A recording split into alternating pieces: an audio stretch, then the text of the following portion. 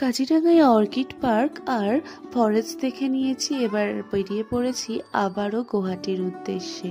আর দুপাশের রাস্তাটা এত অপূর্ব, দুপাশে জঙ্গল, মাঝখানে রাস্তা, দেখতে ভীষণই অপূর্ব লাগছিল। দেখতে দেখতেই পৌঁছে গিয়েছিলাম মহামৃত্যুঞ্জয় মন্দিরে। জায়গাটা ঠিক আমার এখন মনে নেই, তবে কাজিরাঙা থেকে একটু এগিয়ে এসেই এই মন্দিরটা পড়ে। মারা এখানে পুজোর সামগ্রী কিনে নিয়েছে। চলো এবার ভেতরে যাই। ভেতরে গিয়ে দেখি কত বড় এই শিবলিঙ্গটা। যাই হোক, সেখানে একটুখানি ফটো সেশন করছিলাম, সেই ক্লিপটাই তোমাদের সাথে শেয়ার করেছি।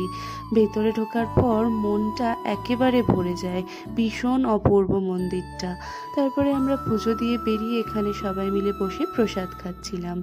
তারপরে আর কোনো ক্লিপ নেওয়া হয়নি, ডাইরেক্ট চলে এসেছিলাম লাঞ্চ করার জন্য। আর লাঞ্চ করার পরেও কোনো ক্লিপ নেওয়া হয়নি। আমরা গুয়াহাটি পৌঁছেছিলাম রাত্রেবেলা, সেখানে ডিনার করে খেলে শেষ হলো আজকের দিন।